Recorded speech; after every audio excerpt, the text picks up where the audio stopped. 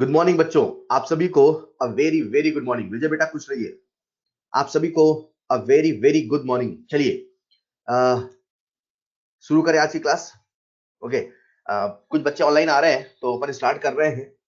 और last class में हम लोग बात कर रहे थे इंडिकेटर पे, है ना। देखो बेटा, जो थ्योरी के सेक्शन है, जो थ्योरी के पॉइंट है, उन्हें एक बार आप जरूर पढ़ना। और आयनिक इक्विलिब्रियम का जो मेजर इंपॉर्टेंट सेक्शन है वो अपन ने खत्म कर लिया है। अब हम शुरू करने जा रहे हैं इस चैप्टर का आखिरी सेक्शन, जो कि थ्योरेटिकल हिस्सा है थोड़ा सा। राइट बच्चों, देखो इस चैप्टर में मैं क्लास स्टार्ट कर रहा हूँ। वैसे तो रोज होमवर्क में क्लास की स्टार्टिंग देता हूँ, लेकिन आज मैं होमवर्क आपको क्लास के लास्ट में दूंगा। क्यों, आप समझ जाओगे जब मैं होमवर्क दूंगा। देखो बेटा, हम लोग जब आयनिक इक्विलिब्रियम पढ़ते हैं तो पूरे चैप्टर में कई दफा एसिड बेस जैसे शब्दों का प्रयोग करते हैं। तो आपके मन में एक सवाल का आना जायज है, सर आखिर एसिड बेस होता क्या है? क्या जो हम जानते हैं वही होता है या ये कुछ और है? बच्चों, मैं आपको एक मजे की बात बताऊं। आज तक एसिड बेस की एक यूनिक डेफिनेशन नहीं है जिससे हम दुनिया के सभी एसिड और सभी बेसिस को डिवाइड कर सके, उनको क्लासिफाई कर सके। बच्चों, अभी जो मैं आपसे बातें करने वाला हूं अगले 15 से 20 मिनट, थोड़ा सा थ्योरी के हिस्सा है, थ्योरेटिकल बातें हैं। ध्यान से सुनिएगा, याद करने की कोशिश करिएगा, लेकिन कोर थ्योरी नहीं है, थ्योरी प्लस लॉजिक है, इसलिए प्लीज लिसन केयरफुली। तो मैं कह रहा था कि एसिड और बेस की आज तक हमारे पास यूनिक डेफिनेशन नहीं है। कई लोगों ने, कई साइंटिस्ट ने दुनिया के अलग अलग एसिड को अलग अलग तरीके से क्लासिफाई करने की कोशिश करी। सबसे पहले, बहुत पहले एक कंसेप्ट था टेस्ट का। लोग चख के बताते थे कौन एसिड है कौन बेस है। आप समझ सकते हो, हर केमिकल को टेस्ट करके बताना पॉसिबल नहीं है वो एसिड है कि बेस है। टेस्ट करके बताते थे, which is sour in taste, which is bitter in taste. HCl को टेस्ट करने गए तो आप समझ सकते हैं कि इन चीजों को टेस्ट करना फिर खतरे से कम नहीं है। तो टेस्ट का कंसेप्ट गया, फिर लिटमस आया। ऐसे ही बहुत सारे कंसेप्ट आए। तो एसिड बेस को कई लोगों ने कई तरीके से डिफाइन किया, लेकिन आज तक एक यूनिक डेफिनेशन नहीं है। आज तक एक यूनिक डेफिनेशन नहीं है। Right.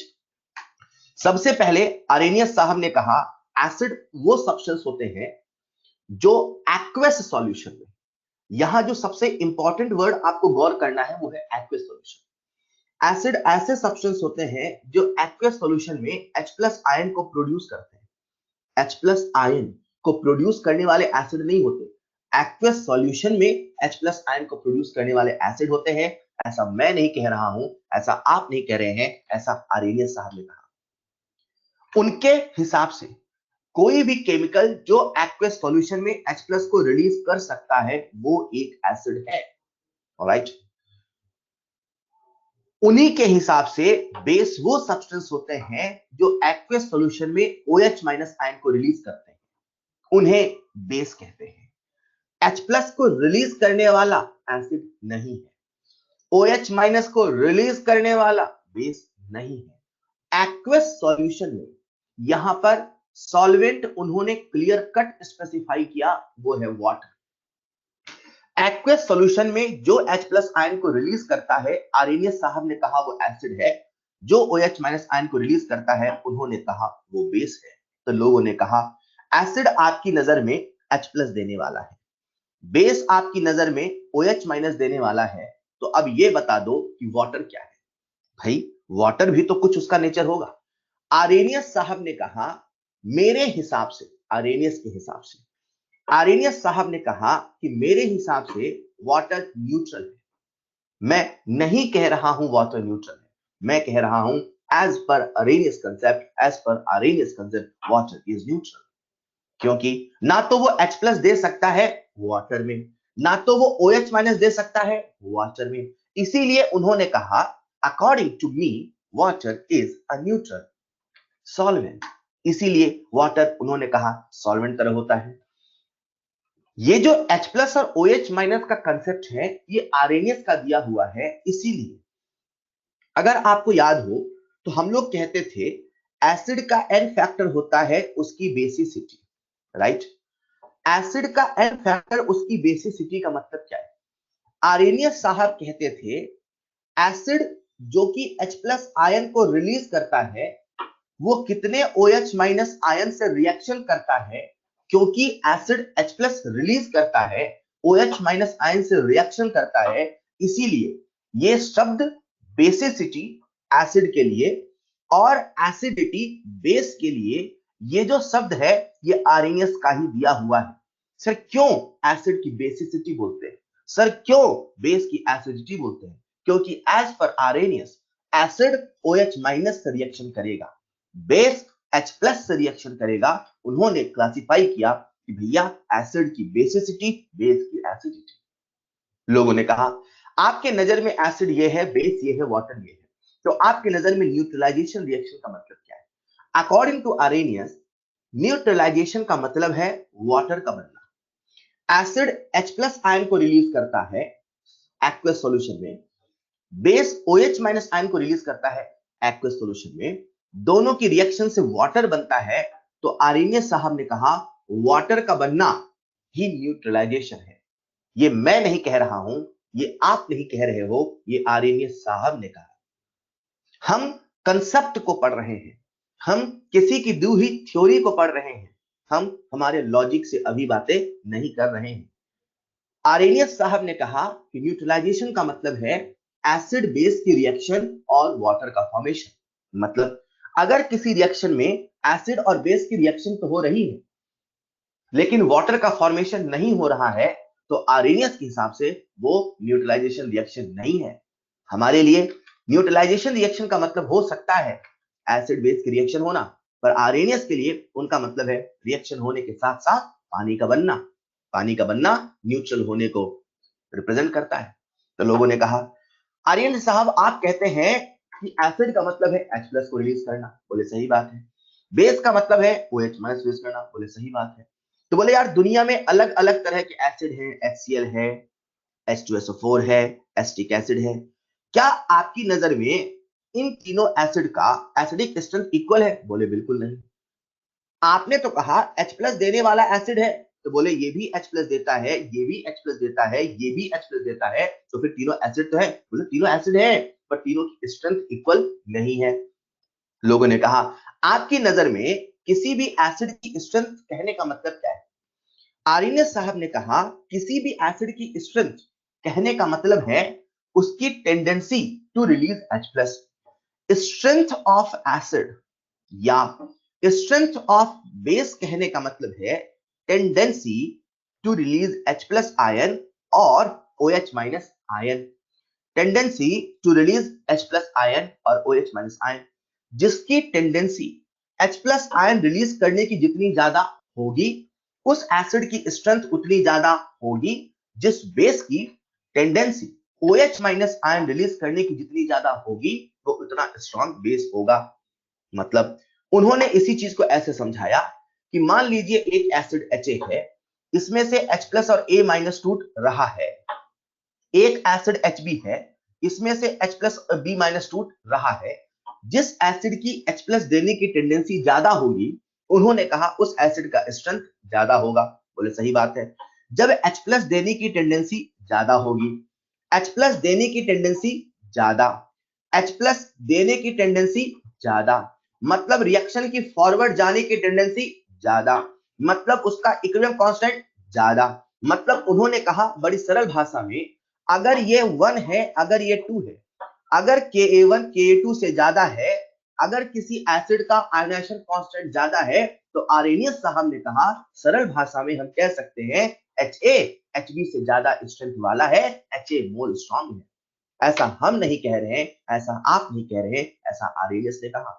Ka will be the logic for measurement of strength of acid and base।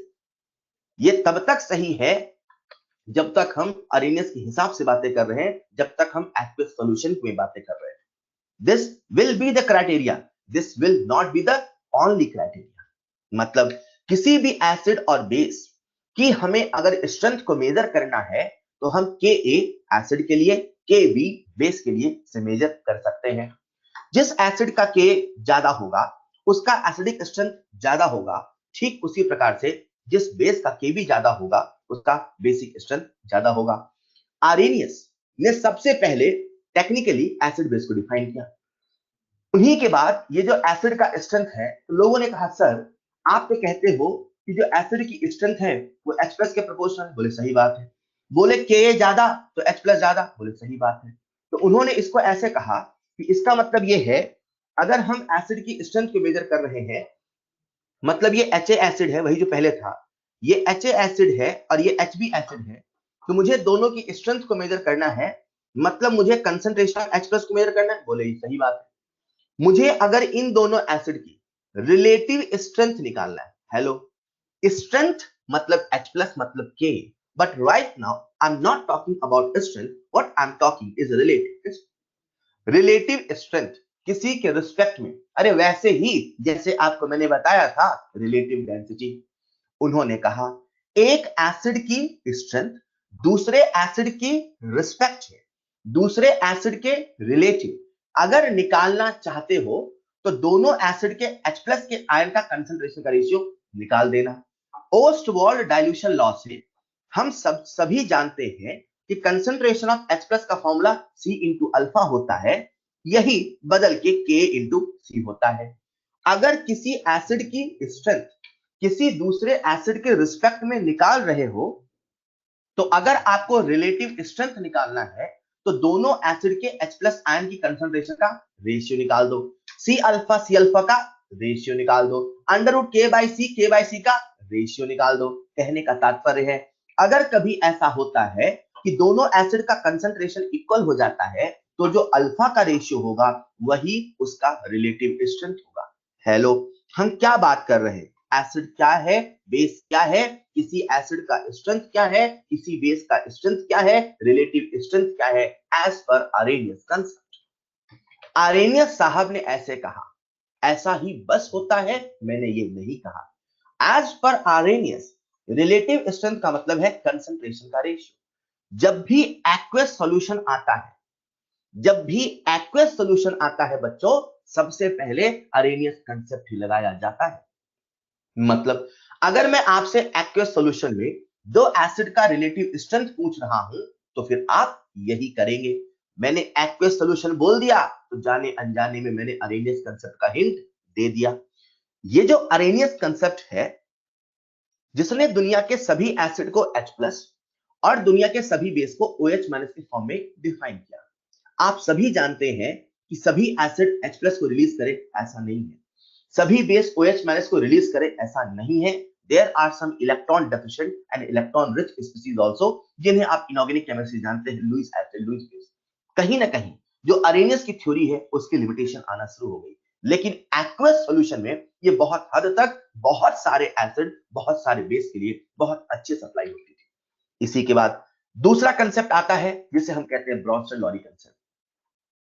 Brønsted-lorry concept के बारे में मैंने आपसे कॉन्जुगेट एसिड बेस पेयर में पहले ही थोड़ी सी बात कर ली थी, आज उसी का डिटेल्ड एक्सप्लेनेशन दे रहा हूं। अरेनियस साहब ने सबसे पहले एसिड बेस को एक्सप्लेन कर दिया था। ब्रॉन्स्टेड ने कहा, मैं समझाता हूं एसिड क्या होते हैं, मैं समझाता हूं बेस क्या होते हैं। इन्होंने सभी एसिड और बेस को केवल प्रोटॉन के रिस्पेक्ट में डिफाइन किया। अरेनियस ने H प्लस और OH माइनस, लेकिन ब्रॉन्स्टेड ने केवल प्रोटॉन के रिस्पेक्ट में डिफाइन किया। मतलब प्रोटॉन देने वाला एसिड, प्रोटॉन लेने वाला बेस। एसिड वो सब्सटेंस होता है एज पर ब्रॉन्स्टेड, मेरे हिसाब से नहीं, आपके हिसाब से नहीं, एज पर ब्रॉन्स्टेड। एसिड वो सब्सटेंस होता है जो H प्लस आयन को रिलीज करता है, वहीं पर बेस वो सब्सटेंस होता है, बेस वो सब्सटेंस होता है जो H प्लस आयन को एक्सेप्ट करता है। ब्रॉन्स्टेड साहब ने एसिड और बेस को केवल H प्लस के फॉर्म में डिफाइन किया, कहीं ना कहीं उन्होंने उसे ज्यादा कंसाइज कर दिया। भाई अरेनियस में तो दो चीजों को देखना पड़ता था, इन्होंने एक के ही फॉर्म में डिफाइन किया, देने वाला एसिड, लेने वाला base, H plus. H plus देने वाला एसिड, H प्लस लेने वाला बेस। हम लोग जब सवाल करते हैं तो कुछ अच्छे सवालों के लिए किसी ब्रॉन्स्टेड कंसेप्ट को थोड़ा सा और विस्तार से समझ लेते हैं। एज पर ब्रॉन्स्टेड एसिड वो सब्सटेंस होता है जो H प्लस देता है या OH माइनस आयन लेता है। उनकी जो थ्योरी थी केवल प्रोटॉन में थी, पर न्यूमेरिकल्स प्रॉब्लम करने के लिए हमने दोनों के फॉर्म में डिफाइन कर लिया। हमने डिफाइन कर लिया बेस वो सब्सटेंस होता है जो H प्लस आयन लेता है, या OH माइनस आयन देता है। मतलब अब हमने ब्रोंस्टेड को भी केवल H प्लस और केवल OH माइनस में डिफाइन कर लिया। H प्लस देने वाला एसिड अर्हेनियस में भी था, H प्लस लेने वाला बेस अर्हेनियस में नहीं था। ये थोड़ा सा ज्यादा एक्सप्लेन्ड वे में हो गया, राइट। एसिड वो सब्सटेंस है जो H प्लस देता है या OH माइनस आयन लेता है। जो H प्लस एक्सेप्ट करता है वो बेस है, या जो OH माइनस आयन देता है वो बेस है। जैसे HCl आप सभी जानते हैं वो एसिड है। इनमें जो सबसे बड़ी बात ये थी बच्चों कि ब्रोंस्टेड साहब ने कहा किसी भी सॉल्वेंट में मेरी डेफिनेशन चलेगी। अरेनियस का जो कंसेप्ट था वो केवल एक्वस सॉल्यूशन के लिए था, लेकिन जो ब्रोंस्टेड का कंसेप्ट है that is valid for any solvent. मतलब किसी भी सॉल्वेंट में H प्लस देने वाला एसिड है। अरेनियस में ऐसा नहीं था।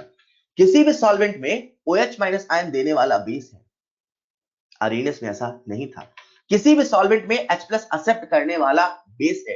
अरेनियस में ऐसा नहीं था। जैसे पहला आपको समझ में है, दूसरा आपको समझ में आता है, तीसरा भी आता है, चौथा लेते हैं। चौथा लिखा है Al_H2O6 3 पॉजिटिव। अब अगर हम इसे अरेनियस कंसेप्ट से एसिड और बेस की कैटेगरी रखें तो शायद नहीं रख पाएंगे, लेकिन ब्रोंस्टेड से बहुत आसानी से रख पाते हैं। कैसे? जैसे ही इसे हम वाटर सॉल्वेंट में ऐड करते हैं तो ये जो कॉम्प्लेक्स कंपाउंड है ये OH माइनस आयन को एक्सेप्ट करता है। जैसा कि मैं कुछ देर पहले कह रहा था, OH माइनस आयन को एक्सेप्ट करने वाला कौन होता है? एसिड। मतलब इसने किसको एक्सेप्ट किया? OH माइनस आयन को। तो हम कहेंगे इसका बिहेवियर कैसा हुआ? एसिड। मेरी बात को समझिएगा। पहले जब तक हम अरेनियस को जानते थे शायद इसे हम एसिड बेस की कैटेगरी में नहीं रख पाते, लेकिन जैसे हम ब्रोंस्टेड को समझ लेते हैं एसिड बेस को समझना आसान हो गया। ब्रोंस्टेड साहब ने कहा एसिड जो H प्लस देता है, बेस जो H प्लस लेता है। इस थ्योरी की सबसे खास बात ये थी, इन्होंने कॉन्जुगेट शब्द का इस्तेमाल किया। किसका इस्तेमाल किया? कॉन्जुगेट का। बच्चों सुनिएगा ध्यान से। इस थ्योरी की जो सबसे खास बात थी, उन्होंने कहा there is something like conjugate pair, right. बोलिए क्या होता है? बोले कॉन्जुगेट पेयर में 1 H प्लस का डिफरेंस होता है। मतलब अगर कभी कोई दो कॉन्जुगेट पेयर है तो उसमें एक H प्लस का डिफरेंस होगा। मतलब मान लीजिए HCl है, HCl को जैसे ही पानी मिलाते हैं ये किस में टूट जाता है बच्चों? H plus plus Cl minus में। HCl वाटर में H plus plus Cl minus में टूट जाता है क्योंकि Cl माइनस और HCl में एक प्रोटॉन का डिफरेंस है, तो उन्होंने कहा ये दोनों कॉन्जुगेट पेयर हैं। कॉन्जुगेट पेयर है बस बताया, बड़ी बात नहीं थी। उन्होंने ये भी समझाया कि कॉन्जुगेट में कौन स्ट्रांग होता है, कौन वीक होता है। बच्चों समझिएगा, आप सबके सामने मैं एक एग्जांपल लेके आ रहा हूं, दैट इज H2S। ठीक है, H2S आप सभी जानते हैं एक वीक एसिड है। ठीक है, H2S एक वीक एसिड है। वाटर में ये H प्लस आयन को रिलीज करेगा और साथ में बनाएगा HS माइनस। ये वीक एसिड है तो HS माइनस जिसमें एक प्रोटॉन कम है उसे हम लोग क्या बोलेंगे? उसका कॉन्जुगेट। HS माइनस क्या है? कॉन्जुगेट। एसिड का कॉन्जुगेट बेस होता है, वीक है तो स्ट्रांग होता है। मजे की बात यह है, एक बच्चा मुझसे डाउट पूछता है, सर वीक है तो स्ट्रांग है, समझ में आता है, एसिड है तो बेस है, समझ में आता है, आपने हमें पहले ही कॉन्जुगेट एसिड पेयर में बताया था। लेकिन सर मेरा डाउट ये है, अगर हमें नहीं पता हो ये पहला वाला वीक एसिड है तब हम क्या करेंगे? मुझे पता ही नहीं है H2S क्या है, तब क्या हम एसिड और बेस कॉन्जुगेट पेयर का स्ट्रेंथ बता पाएंगे? कौन एसिड है कौन बेस है, क्या तब हम बता पाएंगे? तो मेरा जवाब है नहीं, शायद तब हम नहीं बता पाएंगे। दो सिचुएशन होती है जब भी कभी हम एसिड बेस का कंपेयर करते हैं, तो एसिड बेस के कंपैरिजन में हम लोग किसी एक चीज को जाने, किसी एक आयन को पहचाने, किसी एक मॉलिक्यूल को पहचाने। अगर मॉलिक्यूल को नहीं पहचानते तो फिर सवाल कुछ ऐसा होना चाहिए, कैसे देखिएगा, जैसे ये है, आप सबके सामने एक रिएक्शन लिख दी। रिएक्शन है Ha plus B minus which is in equilibrium with A minus plus Hb। मुझे इस रिएक्शन में बताना है कौन स्ट्रांग है, कौन वीक है, कौन किसका कॉन्जुगेट है। बच्चों मैंने कहा या तो हमें नेचर पता होना चाहिए। मुझे नहीं पता Ha स्ट्रांग है कि वीक है, मुझे नहीं पता B माइनस क्या है, A माइनस क्या है, Hb क्या है, लेकिन सवाल में बच्चों हमें के दे रखा है और के की वैल्यू है 10⁻⁻50, मतलब या तो किसी एक मॉलिक्यूल के बारे में इंफॉर्मेशन होनी चाहिए, और अगर इंफॉर्मेशन नहीं है तो के का डाटा देना चाहिए। बिना इन दोनों के आप वो नहीं कर पाओगे जो मैं करने वाला हूं। मुझे पता चल गया कि के कम है, के कम है तो मैं समझ गया कि इस रिएक्शन की फॉरवर्ड जाने की टेंडेंसी कम है। फॉरवर्ड जाने की टेंडेंसी कम है मतलब बैकवर्ड आने की टेंडेंसी ज्यादा है, मतलब HA से A- बनाने की टेंडेंसी कम है, मतलब HB से B- बनाने की टेंडेंसी ज्यादा है, आगे जाने की टेंडेंसी कम है। मुझे पता चल गया ये वीक एसिड है। हेलो, ये वीक एसिड है, मुझे पता चल गया। पीछे आने की टेंडेंसी ज्यादा है, ये स्ट्रॉन्ग एसिड है, मुझे पता चल गया। कोई एक डाटा तो पता होना चाहिए, या तो किसी एक मॉलिक्यूल, कोई भी एक मॉलिक्यूल, कोई भी एक जान जाओ, सब आ जाएगा, राइट। या तो फिर आपको के पता हो। एक बच्चे ने मुझसे कहा सर ठीक है, आपने कहा कि के की वैल्यू छोटी है, मतलब पीछे आना चाहेगा, मतलब स्ट्रॉन्ग है, वीक है, समझ में आ गया। अब आगे क्या, आगे तो खेल खत्म हो गया ना। कैसे, ये वीक एसिड है तो उसका कॉन्जुगेट बेस होगा, ये वीक है तो ये स्ट्रॉन्ग होगा, ये स्ट्रॉन्ग एसिड है तो कॉन्जुगेट बेस होगा, ये स्ट्रॉन्ग है तो वीक होगा। Concept number 1। एक बच्चे ने मुझसे कहा ठीक है सर, हमें यहाँ के पता था तो पता चल गया, राइट। मजे की बात देखना बेटा, हम लोग जब ब्रॉन्स्टेड थ्योरी पढ़ते हैं, हम लोग जब ब्रॉन्स्टेड कंसेप्ट पढ़ते हैं, तो एसिड और बेस का जो रिलेटिव स्ट्रेंथ होता है वो Ka Kb के फॉर्म में नहीं करते। मैंने कहा Ha वीक एसिड है, Ha दुनिया का सबसे वीक एसिड नहीं है, यहां मौजूद 4 मॉलिक्यूल्स में कंपैरिजन हुआ है, यहां मौजूद मॉलिक्यूल और आयन में कंपैरिजन हुआ है। ब्रॉन्स्टेड के हिसाब से कोई अपने आप में स्ट्रॉन्ग नहीं है, ब्रॉन्स्टेड के हिसाब से कोई अपने आप में वीक नहीं है। सरल भाषा में स्ट्रॉन्ग होना, वीक होना कंपैरेटिव होता है, लंबा होना, छोटा होना कंपैरेटिव होता है, किसी की तुलना में होता है। वेट हुआ, लेंथ हुआ, ये सब कंपैरेटिव है। मैं बोलूं ठंड लग रही, कोई बच्चा बोले नहीं हमें तो गर्मी है, सब रिलेटिव है, राइट। तो ये जो मेजरमेंट होता है ये रिलेटिव है। ब्रॉन्स्टेड साहब ने कहा ये जो वीक और स्ट्रॉन्ग है ये रिलेटिव वर्ड है, मतलब मैं आपसे कह रहा था कि ब्रॉन्स्टेड साहब के हिसाब से एसिड क्या है, बेस क्या है। अगर मुझे बताना है कौन स्ट्रॉन्ग कौन वीक है, तो हमें किसी एक का नेचर पता होना चाहिए। अगर नेचर पता नहीं तो रिएक्शन का के पता होना चाहिए। अभी फिलहाल हम मान लेते हैं जो H2S है वो एक वीक एसिड है। H2S वीक एसिड है, सुनना ध्यान से, तो उससे क्या बना H plus plus HS minus, तो ये क्या होगा स्ट्रॉन्ग बेस। वीक है तो स्ट्रॉन्ग, एसिड है तो बेस। फिर एक बच्चा मुझसे कहता है सर H2S जो है उसकी तो रिएक्शन पानी से हुई होगी तब ना H प्लस आया होगा।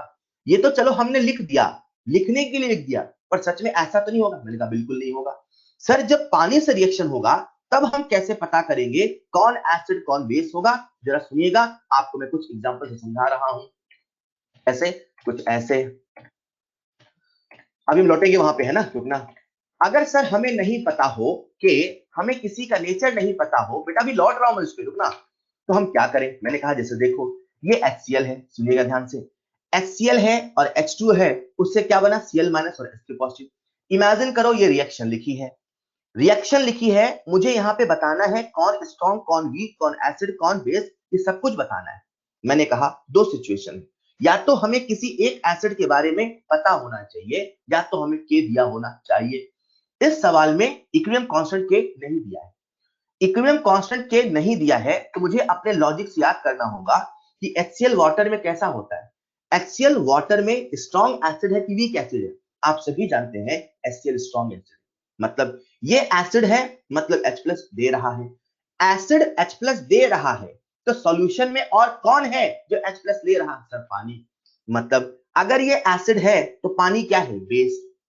ये एसिड है तो पानी क्या है, बेस। मतलब जो वाटर है वो H प्लस को एक्सेप्ट भी कर सकता है।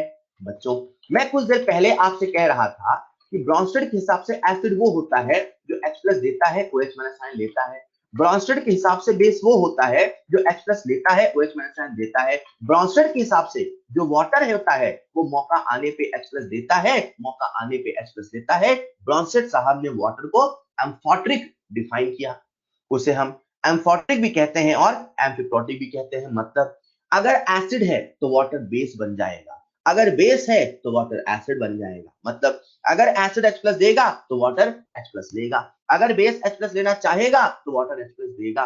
वाटर जरूरत पड़ने पर कभी H प्लस दे सकता है, कभी H प्लस दे सकता है, अरेनियस के हिसाब से नहीं, ब्रॉन्स्टेड के हिसाब से वाटर एम्फोटेरिक है।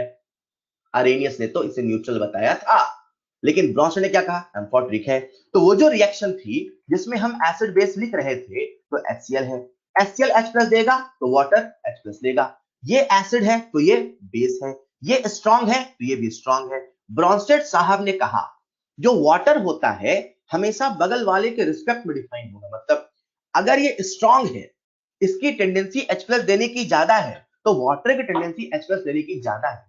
अगर ये वीक होता तो वाटर वीक होता, अगर ये स्ट्रांग है तो वो स्ट्रांग है, अगर ये एसिड है तो वो बेस है, अगर ये बेस है तो वो एसिड है। मतलब HCl स्ट्रांग एसिड है, हमें पता है। सर हमें पता नहीं होता तब हम क्या करते, बेटा हमें पता नहीं होता तब हम के डाटा से करते। अब सवाल में के नहीं दिया, हमें पता होना चाहिए, ठीक है साहब पता है, मतलब हमें पता है HCl स्ट्रांग एसिड है तो पक्का वाटर बेस होगा, अगर ये स्ट्रांग है तो वो भी स्ट्रांग होगा। अब आ जाओ कॉन्जुगेट में, HCl का कॉन्जुगेट Cl माइनस है, ये एसिड है तो ये बेस है, ये स्ट्रांग है तो ये वीक है, इसका कॉन्जुगेट H पॉजिटिव होगा, इसने H प्लस दिया तो इसने H प्लस लिया ना यार, H प्लस लिया तो H पॉजिटिव बना, ये बेस है तो एसिड होगा, ये स्ट्रांग है तो ये वीक होगा। वहीं पे देखते हैं दूसरा एग्जांपल, CH3COH प्लस वाटर से बना CH3COH प्लस H2 पॉजिटिव। कोई एक पता होना चाहिए, आप सभी जानते हैं जो एसिटिक एसिड है वो वीक एसिड है, ये वीक है, एसिड है तो पानी बेस है, ये वीक है तो वीक है,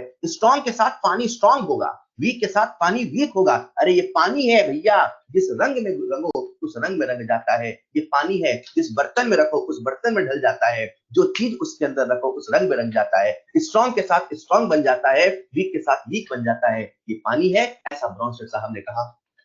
बोले ठीक है, मतलब ये वीक है तो ये वीक है, इसको ऐसे फील करो, ये H प्लस देना नहीं चाह रहा तो पानी लेके भी कैसे उसे मिलेगा, पानी चाहिए, हाँ मुझे H प्लस मिल जाए चलेगा, मेरे पास लोन पेयर है आके जुड़ जाए, पर एसिटिक एसिड नाम ही नहीं ले रहा है H प्लस देने का, मतलब वीक एसिड है, तो इसकी टेंडेंसी भी एक्सेप्ट करने की कम है। अब आते हैं उसके कॉन्जुगेट में, ये एसिड है तो कॉन्जुगेट बेस होगा, ये वीक है तो कॉन्जुगेट स्ट्रांग होगा, ये बेस है तो कॉन्जुगेट एसिड होगा, ये वीक है तो कॉन्जुगेट स्ट्रांग होगा। मतलब अगला एग्जांपल देखना, NH3, NH3 प्लस वाटर, अपने को पता होना चाहिए NH3 H प्लस देगा कि H प्लस लेगा, NH3 H प्लस देगा मतलब NH2 minus plus H plus बनेगा। भैया आप कभी जानते हैं इनऑर्गेनिक से NH3 के पास लोन पेयर है, लोन पेयर है तो H प्लस लेना चाहेगा कि H प्लस देना चाहेगा, सर NH3 की H प्लस लेने टेंडेंसी ज्यादा है, मतलब NH3 H प्लस एक्सेप्ट करेगा। जब NH3 H प्लस एक्सेप्ट करेगा तो ब्रॉन्स्टेड के हिसाब से वो एसिड है कि बेस, सर बेस है, ये बात तो पता चल गई बेस है। अब वीक है कि स्ट्रांग है, अमोनिया एक वीक बेस है, जैसे आपको पता है एसिटिक एसिड वीक एसिड है, वैसे आपको पता होना चाहिए अमोनिया एक वीक बेस है, बस खेल खत्म। कोई एक पता हो, नहीं पता हो तो रिएक्शन का के देना चाहिए, राइट। मुझे पता चल गया वीक बेस है तो ये वीक है तो पानी भी वीक होगा, जैसा सामने वाला खिलाड़ी होगा पानी उसी के सामने होगा, उसी के जैसा होगा। ये वीक है तो वीक है, बेस है तो एसिड है, एसिड है तो बेस है, क्लियर। तो वीक बेस वीक एसिड। अब इसका कॉन्जुगेट आ जाओ, ये वीक है तो स्ट्रांग होगा, बेस है तो एसिड होगा, वीक है तो स्ट्रांग होगा, एसिड है तो बेस होगा। हेलो, उसी की तरह देखते हैं अपन अगला example, HCl plus acetic acid बच्चों। अब ये लिखा है HCl प्लस एसिटिक एसिड, अब एसिड ये भी है, एसिड ये भी है, सुनना। अब वाटर नहीं है, अब दोनों एसिड है, क्योंकि ब्रॉन्स्टेड की जो थ्योरी है वो सभी सॉल्वेंट में डिफाइन है, तो हमें एसिटिक एसिड में भी डिफाइन करना होगा। लेकिन HCl पानी में जल्दी जल्दी H प्लस देता है, एसिटिक एसिड में उसकी H प्लस देने की टेंडेंसी ज्यादा नहीं होगी। यह सरल भाषा में, कभी सुना है एसिड को एसिड से रिएक्शन करते हुए? नहीं, मतलब HCl जितनी फुर्ती से H प्लस पानी में देता था उतनी फुर्ती से H प्लस एसिटिक एसिड में नहीं देगा, लेकिन H प्लस तो रिलीज करेगा, ये उसका गुण है, ये H प्लस रिलीज करेगा, अगर एसिटिक एसिड के अंदर ऑप्शन है तो एक्सेप्ट करेगा। तो इसने एक्सेप्ट किया, ऐसा बना, इसने दिया तो ऐसा बना। हम सब जानते हैं अगर पानी होता तो बड़ी फुर्ती से H प्लस देता, पर पानी नहीं एसिटिक एसिड है तो बहुत धीरे देगा, मतलब ये यहाँ पे वीक एसिड की तरह बिहेव करेगा। कैसे बिहेव करेगा? वीक एसिड, मतलब ये हो गया एसिड, हो गया वीक, ये वीक है तो बगल वाला भी क्या होगा? वीक, ये एसिड है तो क्या होगा? बेस, जैसा होगा बगल वाला भी वैसा होगा। इसका कॉन्जुगेट कौन है, Cl-। ये वीक है तो ये स्ट्रॉन्ग, एसिड है तो बेस, वीक है तो स्ट्रॉन्ग, बेस है तो एसिड। हेलो, कितना आसान है। उसी के प्रकार से अगला देखते हैं, HCl प्लस NH3। अब HCl क्या है, एसिड, NH3 क्या है, बेस। हमने HCl को अमोनिया सॉल्वेंट में मिलाया। अब अमोनिया क्या है, H प्लस चाहिए कि नहीं चाहिए, चाहिए। और HCl को H प्लस देना आता है कि नहीं आता, आता है। तो HCl जल्दी जल्दी H प्लस देगा, देगा। HCl H प्लस देगा जल्दी जल्दी, अमोनिया H प्लस लेगा जल्दी जल्दी। कैसा हो गया, स्ट्रॉन्ग एसिड। ये स्ट्रॉन्ग है तो बगल वाला भी स्ट्रॉन्ग होगा, ये एसिड है तो ये बेस होगा, एसिड बेस की रिएक्शन होगी। क्लियर। तो उन्होंने कहा जब रिएक्शन होगी तो ये बनेगा अपने कॉन्जुगेट में, कॉन्जुगेट में ये स्ट्रॉन्ग है तो वीक है, एसिड है तो बेस है, स्ट्रॉन्ग है तो वीक है, बेस है तो एसिड है। सिंपल। मतलब अगला एग्जांपल देखते हैं जो आखिरी है, एसिटिक एसिड अगर पानी में होता तो वीक होता, पर वही एसिटिक एसिड जब बेस में है, ये H प्लस देना चाहेगा, वो H प्लस लेना चाहेगा। ये हो गया। अब अमोनिया सॉल्वेंट में स्ट्रॉन्ग की तरह बिहेव कर रहा, स्ट्रॉन्ग की तरह बिहेव कर रहा, तो अमोनिया भी कैसा होगा, स्ट्रॉन्ग। कोई एक पता हो, बाकी सब पता चल जाता है। हमें पता चल गया कि एसिटिक एसिड यहाँ पे स्ट्रॉन्ग एसिड की तरह बिहेव करेगा, स्ट्रॉन्ग एसिड की तरह बिहेव करेगा, तो अमोनिया स्ट्रॉन्ग तो होगा, ये एसिड है तो बेस होगा। अब उसके कॉन्जुगेट में आ जाओ, स्ट्रॉन्ग का कॉन्जुगेट वीक होगा, एसिड है तो बेस होगा, स्ट्रॉन्ग का वीक होगा, बेस है तो एसिड होगा। कोई एक पता होना चाहिए। ब्रॉन्स्टेड साहब ने कहा देखो,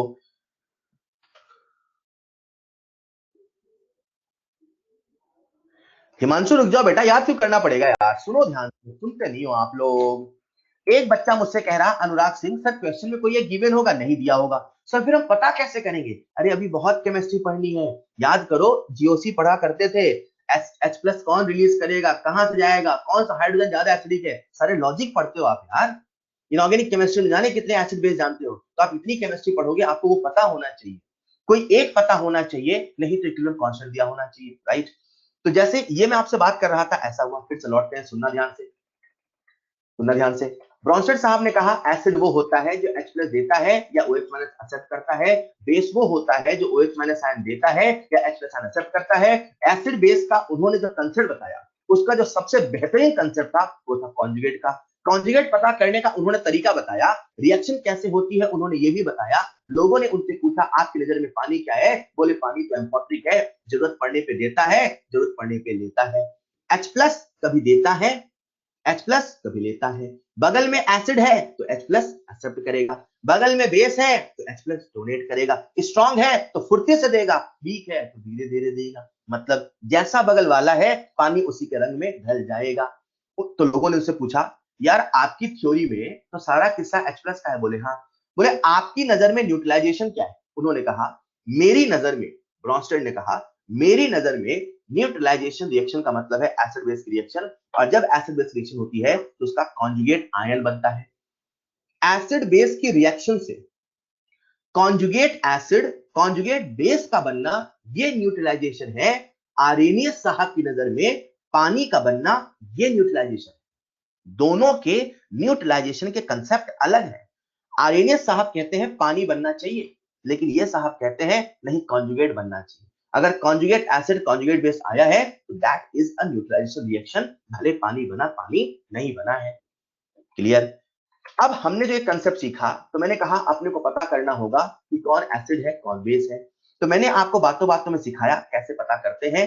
जैसे आप सबके सामने ये सवाल गिवन है बेटा, इस सवाल में आपको रिएक्शन दे रखी है, इसका के दे रखा है, आपसे पूछा है बताओ इनमें कौन स्ट्रॉन्ग है कौन वीक है। मैंने कहा हमें कम से कम कोई एक तो पता होना चाहिए। हमें नहीं पता HAHB के बारे में, लेकिन हमने के का डाटा देखा, के का डाटा 10⁻⁻15 था, मतलब बहुत छोटा था। हमने तुरंत कंक्लूजन ड्रॉ किया कि इस रिएक्शन की फॉरवर्ड जाने टेंडेंसी कम है, मतलब बैकवर्ड आने टेंडेंसी ज्यादा है, मतलब पीछे आना चाहेगा, मतलब पीछे वाला जल्दी जल्दी H प्लस रिलीज करेगा, आगे वाला कम कम H प्लस रिलीज करेगा। हेलो, जैसे ही हमने ये लिख लिया, खेल खत्म हो गया। कैसे, सुनिएगा। अपन ने इसको ऐसे लिखा, ये तो पता चल गया कि फॉरवर्ड जाने की टेंडेंसी कम है, बैकवर्ड आने टेंडेंसी ज्यादा है, मतलब जो HA है वीक एसिड है। अब हम लगाते हैं ब्रॉन्स्टेड का कंसेप्ट, सुनना। तो ब्रॉन्स्टेड साहब ने क्या कहा, कोई एक पता कर लो। हमने पता कर लिया, सर पीछे आना चाहेगा, आगे कम जाना चाहेगा, मतलब वीक एसिड है। ये वीक एसिड है तो बेस है, ये वीक है ये वीक है, ये उसका कॉन्जुगेट है, एसिड कॉन्जुगेट बेस होगा, वीक है तो स्ट्रॉन्ग होगा, बेस कॉन्जुगेट एसिड होगा, वीक है तो स्ट्रॉन्ग होगा। चलो देखते हैं। HA is a strong acid, HA is a weak acid, भूल जाओ।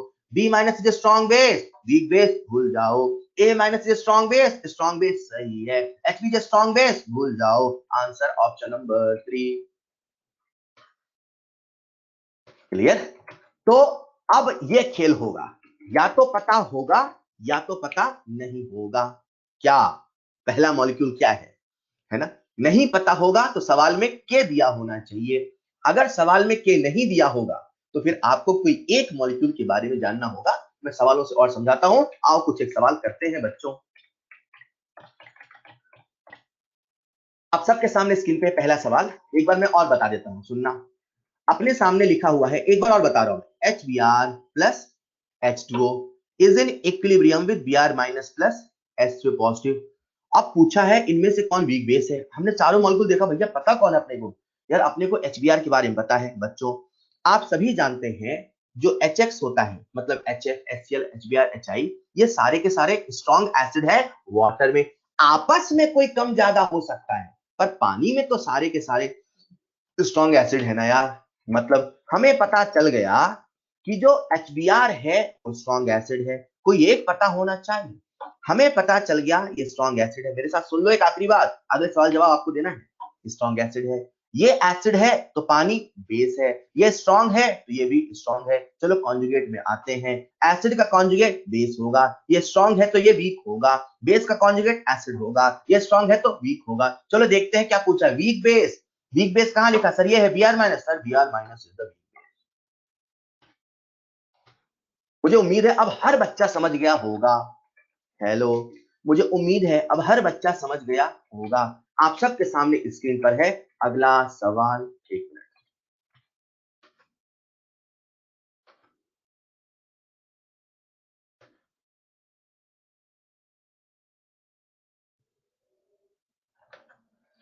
HCl प्लस CH3COH, तसल्ली से रिएक्शन लिखो।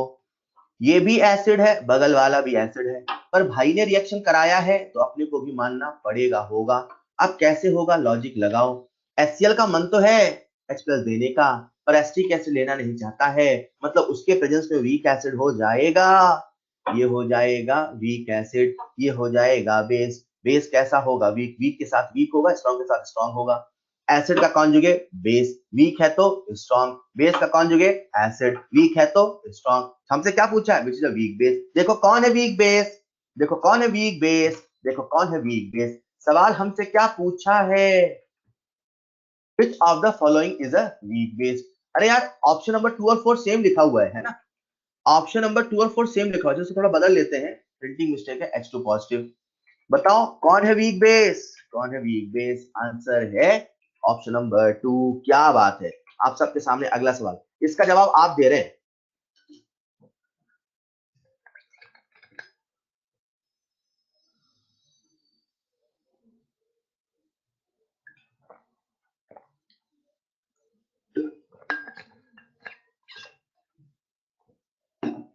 कोई एक मॉलिक्यूल पता होना चाहिए। कोई एक पता होगा तो सब अपने आप पता चल जाते हैं। कोई एक पता होना चाहिए। चलो समय समाप्त मैं कर रहा हूं। मैं एक्सप्लेन नहीं करूंगा, एक बार सब लोग सुन लो, सारे डाउट क्लियर जाएंगे। जिनसे नहीं बना एक बार सुन लो लास्ट टाइम। सब लोग सुन लो। बच्चे ने रिएक्शन को देखा, F minus plus NH4 positive is in equilibrium with HF plus NH3। बोला भैया Fm माइनस नहीं पता, NH4 प्लस नहीं पता। उसने बोला HF तो पता है। सर ने कहा था HF, HCl, HBr, HI सारे स्ट्रॉन्ग एसिड होते हैं। तो बच्चे ने रिएक्शन को घुमा के लिख लिया। कोई नियम है क्या? जैसा दे वैसा ही लिखे। अपन ने अपनी सहूलियत के हिसाब से ऐसा लिख लिया। HF plus NH3 is in equilibrium with F minus plus NH4 positive. अब अपना खेल हम खेलते हैं। मुझे पता है HF स्ट्रॉन्ग एसिड है। सर HF स्ट्रॉन्ग एसिड तो पानी में होता है बेटा। बगल में कोई बेस है, NH3 पे लोन पेयर है, तो ये H प्लस लेना चाहेगा नहीं लेना चाहेगा? हाँ, ये H प्लस लेगा तो जल्दी जल्दी ये देगा। तो कैसे बिहेव करेगा? स्ट्रॉन्ग एसिड की तरह। स्ट्रॉन्ग एसिड की तरह HF बिहेव किया तो पक्की बात है ये बेस होगा। अगर ये स्ट्रॉन्ग है तो ये भी स्ट्रॉन्ग होगा। ये एसिड है तो उसका कॉन्जुगेट बेस होगा। ये स्ट्रॉन्ग है तो ये वीक होगा। बेस है तो कॉन्जुगेट एसिड होगा, स्ट्रॉन्ग है तो वीक होगा। एक मॉलिक्यूल पता करना होता है। हमने बस HF ही तो पता किया पहले। HF पता किया, बाकी सब खेल खत्म हो गया। अब देखो आपसे क्या पूछा है, इज अ वीक बेस, हम तो सब बता देंगे, वीक बेस पूछा है, पहचानो कौन है, F minus. Sir F minus is the weak base, F minus is the weak base. Bronsted Lowry concept relative acid base strength की बात करता है। उसके हिसाब से कोई एसिड कंप्लीटली स्ट्रांग नहीं है, कोई एसिड कंप्लीटली वीक नहीं है, वो तो रिलेटिव बातें होती हैं, बगल वाले के हिसाब से कभी वो स्ट्रांग तो कभी वीक हो जाता है। क्लियर? तो यही आपको मैंने समझाया सवाल कैसे करना होता है। एक आखिरी सवाल का आंसर आप सभी देंगे, सवाल खत्म है। तो मुझे उम्मीद है आप सबको समझ में आ गया है। यार सौरभ, थोड़ा बहुत इनऑर्गेनिक याद करना होगा। एक बच्चा मुझसे पूछा था NH3 का लोन पेयर। हाँ यार, तो लोन पेयर है तो इतना तो पता होना चाहिए ना, तो मतलब थोड़ा बहुत याद होना चाहिए। वही मैंने कहा, जब आप इनऑर्गेनिक केमिस्ट्री पढ़ोगे ना तो फिर ये और अच्छे से आपको समझ में आता है।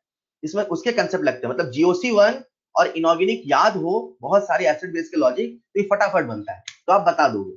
ठीक है, क्लियर? क्या लिख रहा है बच्चा? सर ये कैसे पता करेंगे कि के कम है? ये पता नहीं कर सकते बेटा, वो लॉजिक से लगाना पड़ेगा। सर हमको दोनों रिएक्टेंट का पता हो तो, अरे तब तो सोने पे सुहागा है सुजीत, आपको सब पता हो तो दिक्कत ही क्या है। बट कोई एक पता करो, एक के रिस्पेक्ट में दूसरा होगा। मतलब आप जिसे एसिड स्ट्रांग जानते हो, सुनो सुजीत, जिसे आप स्ट्रांग जानते हो वो वीक के साथ वीक होगा, जिसे आप वीक जानते हो वो वीक के साथ वीक ही होगा। मतलब हो सकता है, वही तो मैंने आपको समझाया ना यार।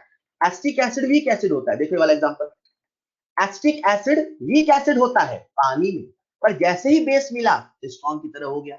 एसिटिक एसिड ब्रॉन्स्टेड में हमेशा वीक नहीं है।